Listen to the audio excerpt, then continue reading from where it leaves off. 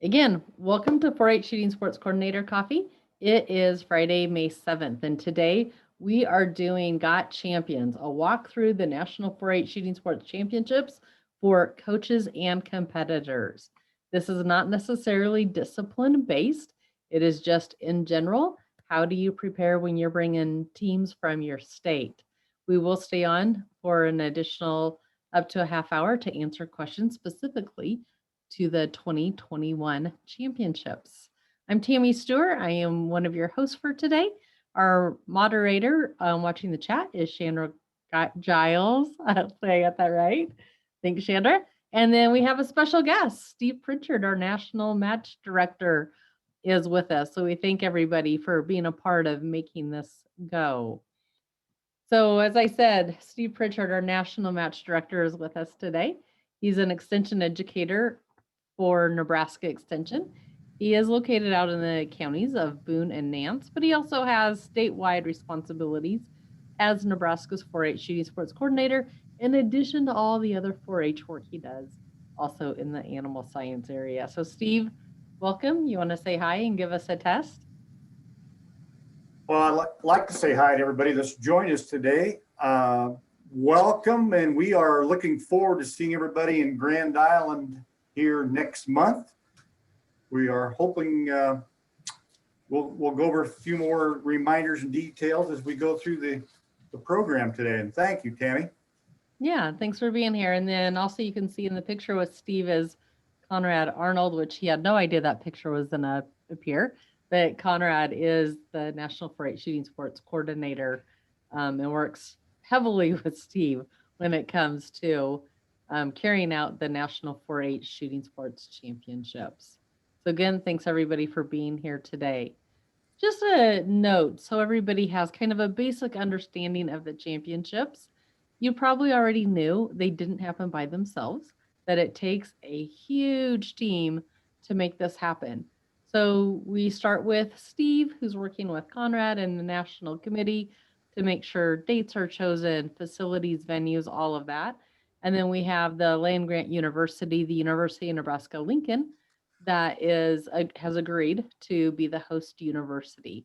So that has to happen before we can even move forward with the championship. So what Steve's job is to start with is to recruit all of these people you see on the screen. And these are your chief range officers or people in charge. So if you look at the ladies in blue, I'm sitting in the front row, they are your statisticians. And so there's some other crews just besides the chief range officers that make all of this happen. And then they have another like about 5-ish people, depending on the crew, that are with them all week long out here in Nebraska. And then we have the daily volunteers. We're anywhere from 75 to 125 people who come out and they're scoring, they're delivering water, and just helping out to make sure that the championships run smooth and that our youth have a fantastic experience. Steve, did you want to add anything on the volunteer side? The only thing, when you get a chance, tell whoever is in your specific discipline a big thank you. It takes a lot of time and effort and work before they get to Grand Island to help organize, plan, making sure they have the equipment and the supplies available to have so that you can have a good experience while you're in Grand Island and during those days of competition. So what we're going to do for the next 20 minutes or so is we're going to walk through what does a week look like at the national championships. And then how do you go about navigating the really important parts of the website that would need to be studied before you come on out to Nebraska? And then some advice on how do we keep the week a positive youth development experience? We know it's competition, but in the end, we want great kids who become great adults to come out of this. And then those who have been, we're going to ask your opinions. Where are the best places to eat and visit? And what do they need to experience where they're in Grand Island? And then we'll take questions. And then, of course, those of you that like to stay on for the second cup, we'll go over the specific challenges and changes as we address the directed health measures for 2021. Tammy? Yes. Scott Reese wants to know if he can record this on his computer also, if you would give him permission to do that. I said that the recording will be on the national website, but Let's have it on the national website and then they can record off of there. So let's start with Saturday and Sunday. When most teams are coming into Nebraska, Sunday is check-in, so everybody needs to be here by Sunday. But a lot of teams will start coming out Friday, Saturday, and Sunday. So the first thing that I would suggest is that you go take a look around. When you look at this map, you can see there's some distance between the key places in Grand Island. And so over on the left-hand side is the shooting park, which is out in the country. And so you have to take some highways to get out there on blacktop roads. And then over on your right-hand side is the event center where we have opening ceremonies. And it's also the Nebraska State Fair campus, also known as Fauner Park, where we do the air events inside one of the buildings. And so take a look around as you arrive Saturday and Sunday and feel free to lend a hand and jump in and help set up some of those ranges as you see people meandering around and with their gators and four-wheelers trying to get everything in place for the different competitions. What are your thoughts, Steve, as people arrive in Grand Island, what they should be doing and checking out? You know, it's an opportunity to see some of the sites, kind of get the lay of the land, which you've mentioned. So you know where your motel is, locate where the Fauner Park campus is at. And if you are competing out at the Heartland Public Shooting Park, those routes of travel, I don't believe when I was in town last weekend that there's no construction, but that's always a possibility. It's that time of year, so be aware of that. Check out some of the sites, and I know we're going to talk a little about that perhaps later, Tammy. Would that be correct? That is correct. And so you've got some of them mapped out there, where to eat, and maybe take a venture outside of the city of Grand Island and some of the communities around. Hastings or Kearney would be also opportunities that were within very reasonable distances. You know, and after they've been traveling, Mormon Island, which is a Nebraska state rec area, take the kids out swimming. Bader Park, which is on the other side of Grand Island, is one of my favorite places to go as a family. That, yeah, go out and explore, maybe play a little sand volleyball and have some fun as you arrive and help the youth relax. So when it's Sunday, it's check-in time. And I have the privilege of usually sitting by the doors and answering a lot of questions, and Chandra does too, and Steve's trying to get everybody where they need to go. And so here are the key questions that I think you need to know. And a lot of you come on buses with a whole team and a whole state, and that's great. But if you don't, know where you're meeting your coach when you get to Grand Island and to the event center.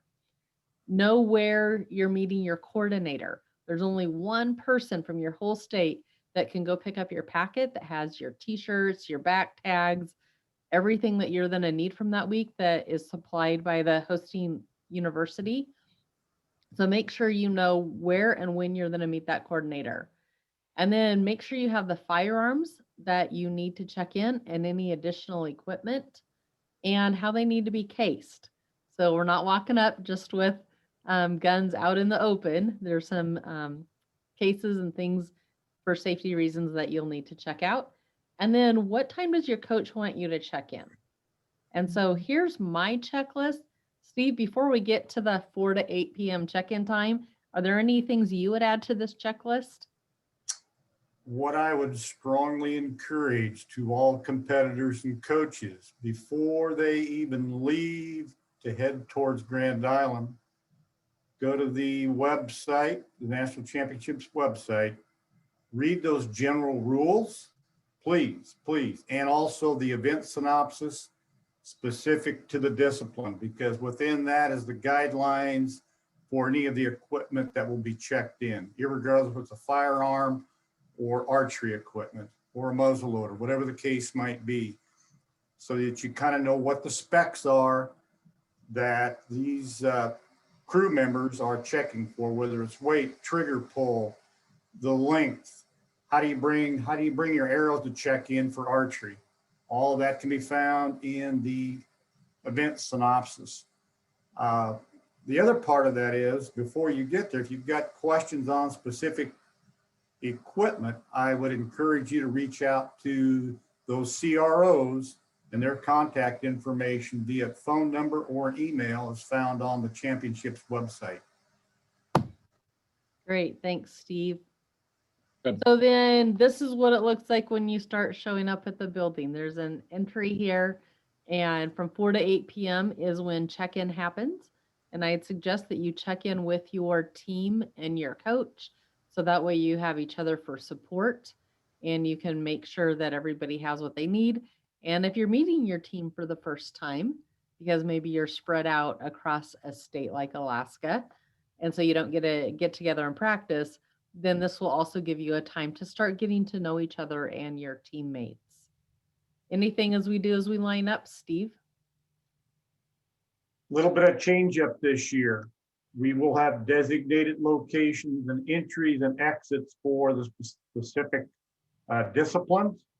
Please check the schedule on the website as to what those locations will be. With our direct health measures that we put in place for this year, it's a little change up from what it's been in the past. So we will have signage, we'll have folks there to help direct you where you need to be to check your equipment in. The other part of it is, and I see some of the notes in the chat, Chandra, is on the rules and forms page, there's underneath that tab, there is check-in sheets that will help speed up your processing through that check-in period.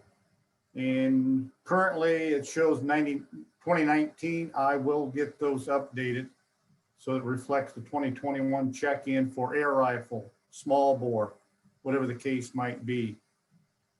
Bring all of your equipment, and like I said, make sure it is permissible. One of the things that we've run into in the past is they brought a gun, the trigger, dad, grandpa, coach, or somebody's changed the trigger pull between what the last practice was and the time they arrived there. Again, those specifications are very, very important to meet, and they will be checked when we get to those respective stations. Great, thanks.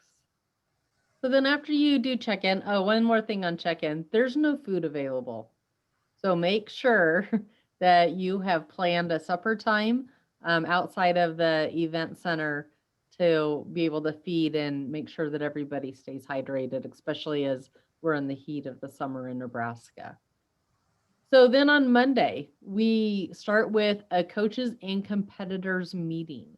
And again, we'll show you the website that has the schedule and where you meet, but know for sure which range to meet. A lot of people show back up to where they checked in. That's not the case of where those meetings are always held. Also, it takes a little bit of parking, especially when you get out to the Heartland Shooting Park. And you want to allow 20 to 30 minutes to be there. And so if you arrive about 30 minutes early, you're probably going to be there about 20 minutes early for your meeting. And then Monday, after your coaches and competitor meeting, and Steve, please interject at any time, then that is practice time. And so the young people get a practice each day that they're out here. And so they start with the practice for the next day's competition. This is really important that you actually attend the practices. A lot of people are like, oh, I don't need to practice shotgun. You're right. You might not need to practice going and shooting trap or skeet or sporting clays, but the mental preparation of that young person showing up to that range, seeing what it looks like, getting the lay of the land is really important. The other thing as you think about this is the sun changes from when you're practicing in the afternoon to when you arrive in the morning. So if you get that chance to check out the range in the morning about the time they'll be shooting, that can be helpful too in helping them understand anything that might become a little bit of a challenge as they get there.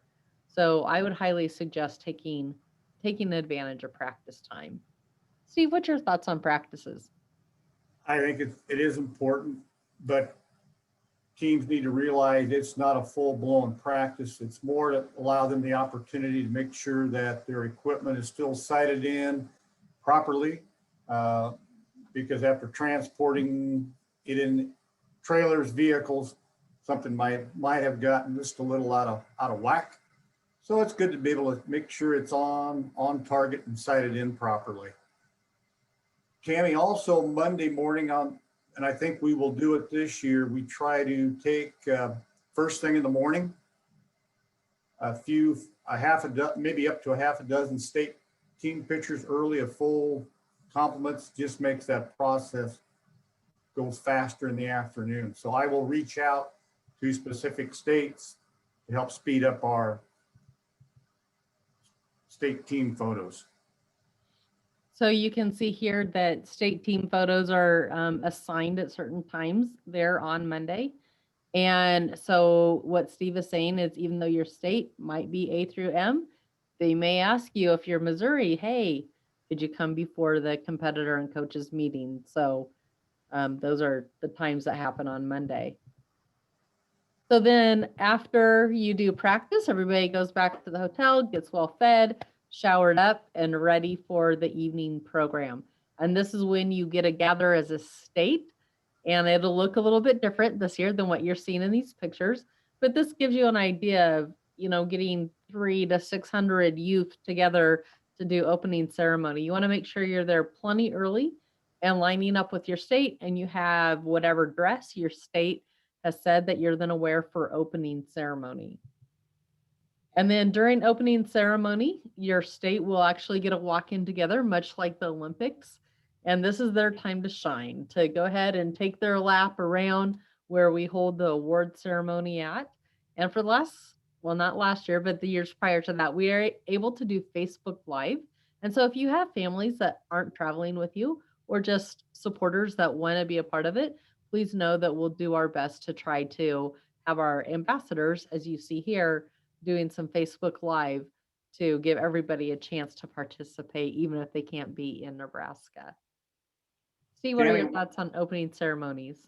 One note, a little bit of a change up for this year. All the competitors and coaches will be seated on the arena floor in assigned areas by state, so that when it comes time for their recognition and announcement of states, they will, as you mentioned, take a lap around the arena floor this year and then return to their assigned seats.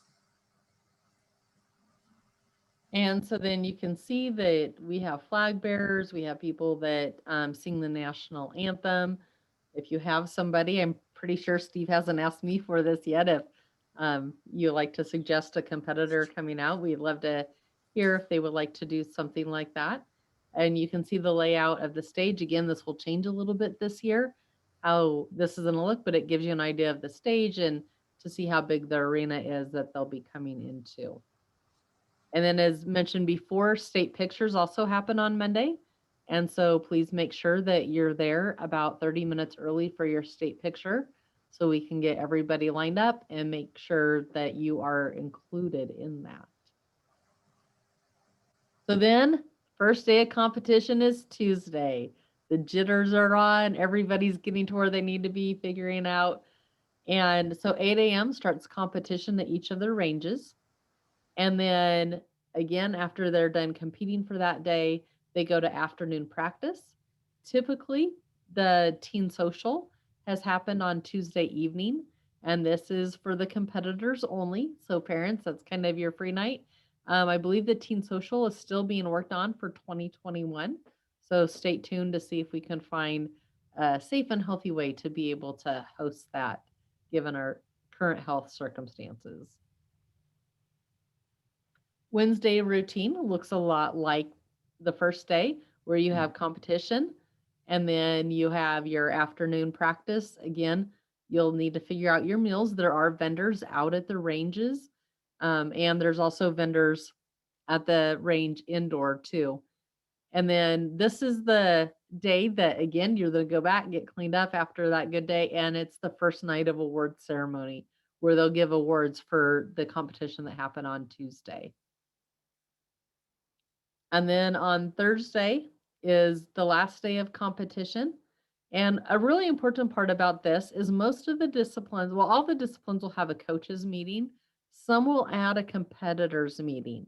And so make sure that you're paying attention to those announcements. Ask your CRO if you don't know if there's a competitors meeting or not. But this is your chance to say, these are what worked really well for us. And these are things that we think would help people in the future, and some changes that could potentially be made. And then that evening is also an award ceremony. Typically, this is the night that after the award ceremony, they go to the water park in Grand Island. And again, some of those changes will probably be made for 2021. So stay tuned to see if there's going to be kind of a social event on Thursday night or not. Otherwise, it's a great day for your teams to get together and celebrate what they've been able to do that week and all the people that they have met. Steve, anything about each of the competitive day routines? Not really. No, you've got it covered, Tammy. So then Friday is the closing, and that is an award ceremony. It is kind of a long day, or a long award ceremony, because we start with awarding all the awards from Thursday competition, and then also the overall awards. And the award ceremony ends with handing out the state trophy for the state that has the most points accumulated from all the different disciplines together. So it's a pretty special time. So just as we think about these routines, I wanted to add a couple things. Take some time to have some fun. I know you're coming out for competition, but this is your one-time chance since you only get to compete one time in a national 4-H contest and you can't come back. Yes, if you're in shotgun, maybe you can come back in archery. But nationally, there's a rule that for all of 4-H, it doesn't matter if it's livestock judging, horticulture judging, anything like that, that you can only go to that national contest one time. So take some time and have some fun and enjoy it while you're there. And the water warning. 2 things you need to know about water. If you are out at the outdoor ranges, there is no potable water. And so please make sure that you're bringing jugs of water with you so that way you can stay hydrated, make sure that your competitors have plenty of water. We'll have some water there. And then there's also the vendors out there that are serving lunch that will have some drinks too. And then as far as the indoor ranges, each of the competitors can bring a water bottle in, one water bottle, but spectators cannot. And so they'll need to buy from the concession stand. So please make sure that with the indoor ranges, you're prepared with a couple of bucks to buy your water for that day. And make friends. This is what it's about. It's about developing relationships with young people. So please take time and make friends and let your young people, even if you're traveling as a family, let them get to know some of the other youth and become lifelong friends with them. It's a pretty neat experience when they get to have friends from around the country. Steve, what's some of your advice as you think about that week and how to keep it a positive youth development experience? And we get a pretty good mix. We hope the young people coming in, all of the competitors, this is truly a family-oriented experience. And it's always really awesome to see and get a chance to meet, even amongst all of the crew members that come in. It'll be 2 years since we've seen a lot of familiar faces. You know, even Conrad, I only get to see him on the big screen once in a while. And so it's an opportunity to meet folks or freshen up some of those relationships that you have experienced from the past. Get to know your CROs. They really enjoy getting to meet the new and upcoming future of the industry while they are there. And again, take in some of the sights around Grand Island. One note I would probably make that you had a note for places to visit, Tammy, and a lot of them try to schedule in a tour of the Hornaday plant. That is not possible this year just due to the health measures. And so we look forward to having that opportunity again in 2022. So while we're talking about places to eat, visit, and experience, why don't you go ahead and type some in the chat, or if you want to give a shout out, and Chandra, I'll bring up the website while you moderate that, please. And Tammy, I think I know the answer to this, but I don't want to answer wrong. We are going to have a time that they can trade their pins, correct? It is discouraged this year. Okay, so we're discouraging it. Yes.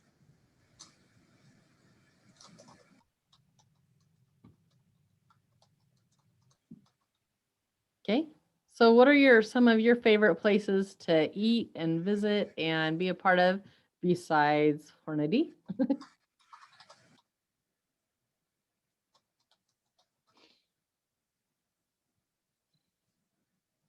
One place I like if you're bringing a big group, I like to eat there anyway, but if you're bringing in a big group, they have a back room, and that is Thunder Road out by Interstate 80.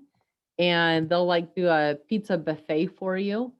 And so I really think that's a good way to go. And then they just have great wings and pizza and food anyway in the restaurant part of that restaurant.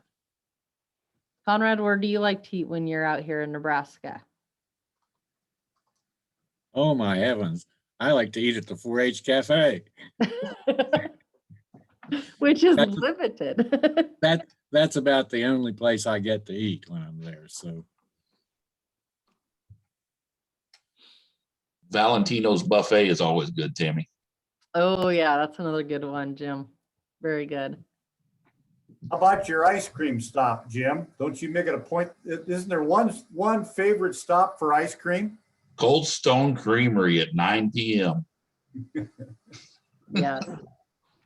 Oh, and if you're looking for a cheap option, Runza, which I know a lot of states don't have the Runza restaurant, but the Runza restaurant has $1 ice cream cones. So there's something for you.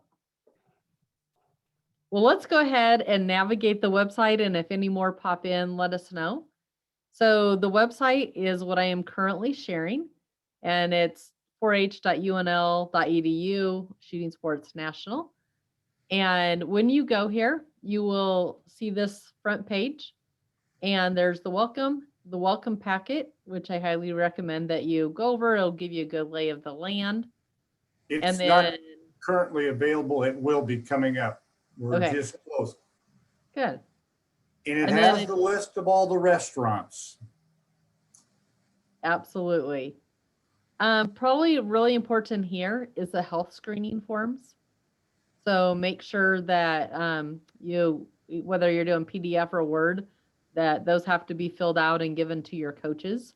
So if there's any medical treatment that needs to happen. And then it has your equipment repair. Again, this is something that you definitely want to bookmark.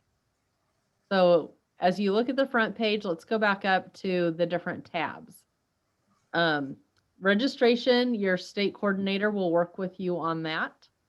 And so most of this, again, you need to go through your state coordinator, but it has all of the entry fees on there. The most important part, this media consent form, we have to have that for the photographer that'll be there that week. So make sure that that is filled out to your state coordinator, and they'll make sure that it's turned back in to the University of Nebraska-Lincoln to get that permission. Tammy, So, go ahead, Steve. that media consent comes from the state. So when they register, they check the box off on the registration form. Perfect. Thank you. Also, Tammy, we have a question on health screening forms. Can they do an online format they create, or do they need to use the paper form provided? Steve, don't they have to go through their state on that one? That's the self-screening on a daily basis. Oh, that's that one. Okay, specific. That's what here. that form is. Yes, the other would go through their state 4-H program. And so the self-screening on a daily basis, Steve, they need to use that form for. That'll be the coach that'll check that off. Okay, and I believe, Steve, that we're asking the coach to check that off for their team members and then turn that into the CRO daily at the range. Correct. There you go. And so then here is where you find the schedule, and it will tell you, like on Sunday at that check-in time, where you're checking in. Is it Pinnacle Bank Concourse, at the event center, the arena floor, or if you go into a different room. And then again, Monday, you'll notice the competitors meeting is listed here. But again, you're going to have to go to the range schedule for that specific discipline. And then you can see the general schedule of what happens each day. And again, you want to check out the range schedule. This just tells you which competition they're shooting. So if you're new to shooting sports and the national championships, let's take shotgun, for example. On one day, they would shoot trap. Another day they would shoot skeet, and another day they would shoot sporting clays. And so when you look at these competitions listed after the discipline, that's the actual part of the competition that they'll be shooting that day. And then you can see Wednesday, and you can see there's some changes there, and also when ranges are closed. So there is a time that practice is over. So be aware of that. And then Thursday, and again, we talked about a special event that usually is planned that day, and then awards. So after you check out the schedules, this is a big, big one for each person. Steve, this is your elevator speech on why this is the most important page. And I referred to this earlier. A lot of times unfortunately, we get competitors showing up at check-in and they are not aware of the piece of equipment, the firearm they brought. It's either set it's incomplete, it's not eligible. So it's very important to kind of read through. I'm thinking air rifle, for example, there are specific acceptable makes, models of air rifles that they are permitted to use. And those, if they're not on the list, unfortunately, they cannot. To meet those specifications on weights, overall weight of it, the trigger pull, those can all be found in the event synopsis and refer back to the national governing body specs.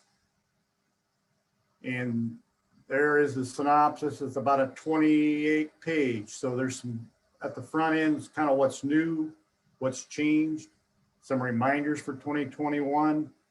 And then it lists the specific 9 disciplines with each of the 3 events they will compete in on a daily basis. I guess I can't stress enough, everybody should be familiar with that. And if you had a question on some of your equipment, please reach out to that CRO as soon as possible. So again, the event synopsis is critical. The general rules are also really important. There's a national governing body for each day for each discipline. And so you also need to have a general idea of what some of those rules are, or at least your coach does, so they can coach you accordingly. And I'm going to use shotgun as an example. Who do we follow for like the trap day? What's the national governing body? See, that refers back to ATA, the American Trap Association. So in those specs, each event could have a different national governing body. There are some crossovers depending. And it might be like the civilian marksmanship program. It might be NRA rule. So again, be very familiar with that discipline. So then that's your rules and form page. And then there's the volunteer page. And like we said, that you can register to be a volunteer. Maybe you want to help with water. Maybe you want to score over at the muzzleloader range, be a target host for archery. But there are plenty of ways to get involved and volunteer. And then back home, the people that we leave back home, or maybe you've left the range for that day and you want to see results, this is where you're going to go to see some of the different pictures and see what the results are coming up. And so you can take a look at that. And then your contacts are going to include not only Steve and myself, but also all the CROs, and Chandra will be working with ambassadors this year, so she'll be the contact for that. So it shows you who they are, so you know who you're looking for at the range. And again, as Steve said, if you have questions up ahead of the contest, these are the people that you can ask. And with that, I think that's the big rocks when it comes to the website. And before we go and jump into too many more questions, I just want to make sure that everybody has on their calendar the next shooting sports coordinator coffee. And at this time, we don't have an exact topic, but it's probably going to be something along the lines of doing quiz bowls and knowledge type contests in the shooting sports area. So let's go ahead and take on questions, and I will be not recording after this point. Tammy, there has been a request that you record the question and answer period, since a lot of people may have the same questions. If Scott's willing to edit the video for me, I would be agreeable. Scott, are you willing to edit?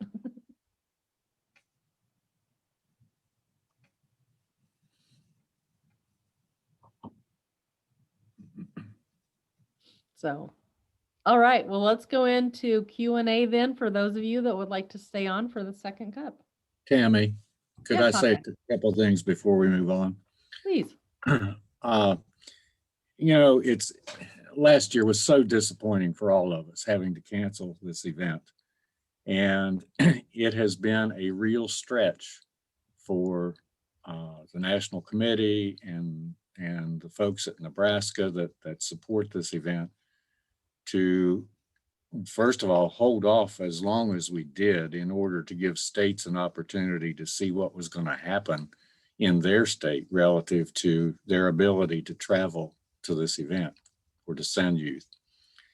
And we've worked very, very hard. Yes, we've had to put a lot of things in place in order to move forward this year. Note the health directives that we've put together, the daily health check. Those are all very important. And keep in mind that if your state is in a position to be able to send youth this year, that's absolutely wonderful.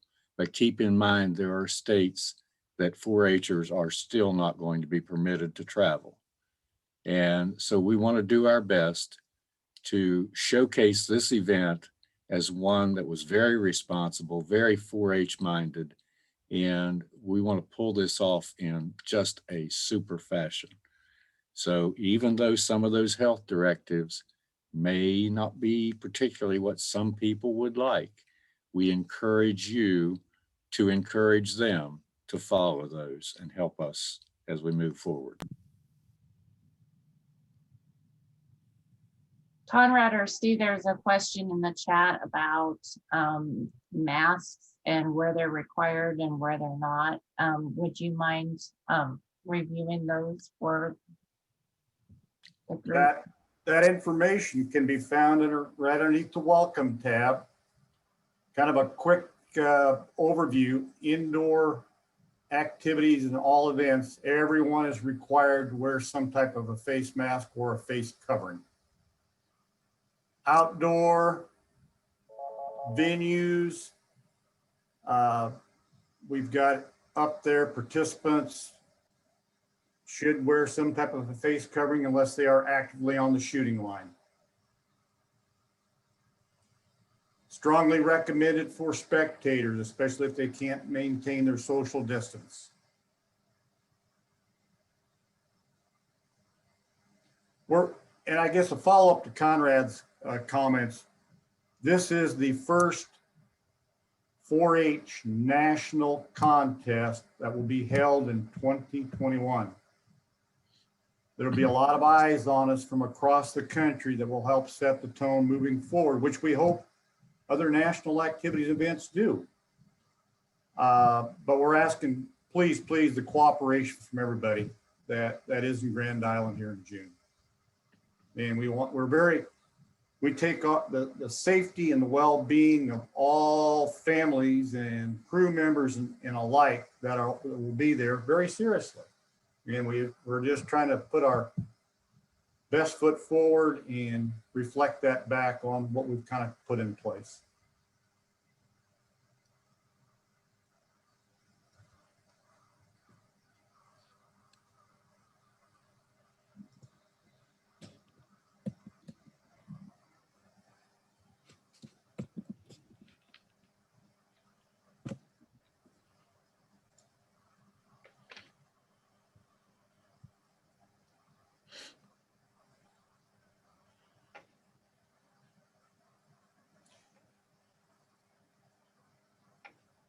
I am going to stop recording at this point, or at least pause, because I want to make sure if anybody has a question they're a little bit worried about being permanently recorded, that they would have the opportunity to ask.